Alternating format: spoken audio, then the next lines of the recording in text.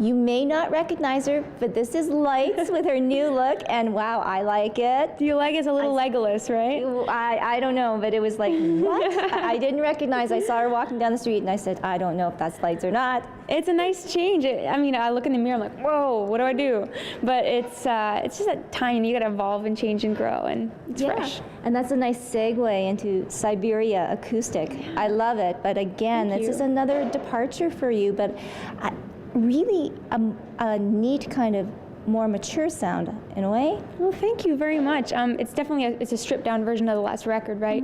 And interestingly enough, you think it would be kind of just easy, just easily just throw it down, bang away on an acoustic, but this actually, I spent the last 2 years absorbing the material and just sitting with it, you know, spending jet lag nights thinking about arrangements. You know, it's actually the longest I've had to spend time thinking about material before I record and release, you know.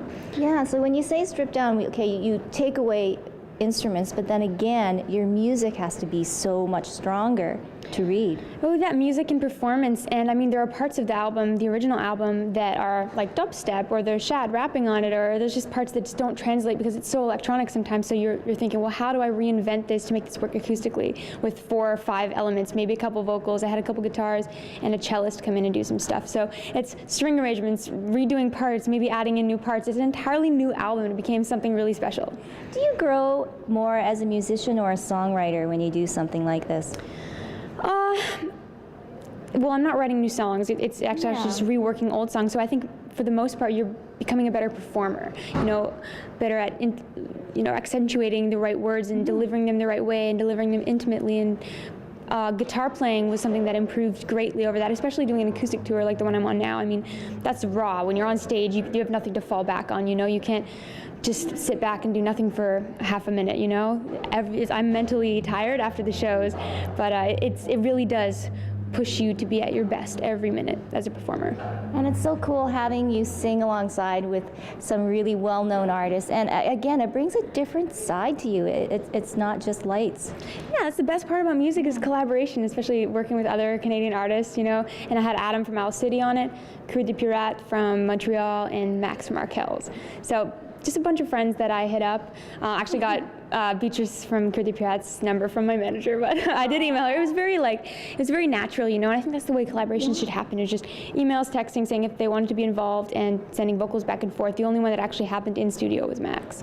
And isn't that the beauty of emails and texting, and you know, you're only a click of a mouse or whatever away, but I guess, you know, that raw collaboration when you actually do get to meet the artist, and there must be such great chemistry and great energy that you just don't get when it's just you sitting alone writing music. No, 100%. I mean, it's the meeting of two artistic minds, right, and bringing another perspective in there and another taste. Working with Max was really fun. That was the only one in studio, you know, so I just had this big grand piano and just had a blast, just coming up with parts on the spot and kind of organizing things and just recording the thing live off the floor. There's something really special about it, you know, that's music. Yeah, why decide to do an acoustic like this, Lights? It's always kind of been a part of it. I mean, it started out with kind of just demand from fans. I would do acoustic stuff just because it was a little easier when I was doing a radio visit or a blog or something here and there, and fans started kind of picking up on it and wanting more, so I ended up putting out that first acoustic EP, which came out in 2010. And then I just kept doing acoustic stuff, you know, it was always a part of it, and it's kind of an indulgent thing for me too, because as a songwriter, you show that side of the music more when you're able to just do it acoustically. Lyrics come out, melodies come out that you maybe never heard before behind all the electronic production. So it's really special to be able to show that, and I think if there's a desire for it, it's like, why not, you know? Yeah, go for it. And I mean, part of you too is that you're such a giving person, and just want to say, last time we saw you was at We Day, and since then, you know, you have done a lot for speaking out with your music and stuff like that, and it's really, I think, important for young women to see you in that light. Yeah, I think you got to use whatever speaking power you have to try to motivate people to do the same. And that was really cool about We Day. We were actually just talking about it. It was amazing to see that many kids in one spot, just excited to make a difference. You know, and since then I've done stuff with 30 Hour Famine and World Vision and spoken at high schools, and it's really special. It's really cool to see. So you're on tour for this one. Is there another album in the works there? Yeah, I mean, that's always kind of happening and slow. It's kind of funny. Music is just one of those things that it's such a natural thing, but it's become something that's like a product, right? And something that's pushed out all the time. So how do you kind of balance keeping creativity in it, but always trying to stay on a deadline?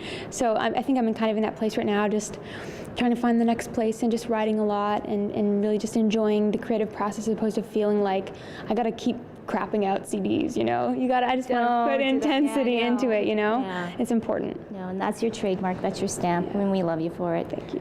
Lights, Siberia Acoustic, her latest. Go out and get it. For Backstage 30, I'm Tracy Koga.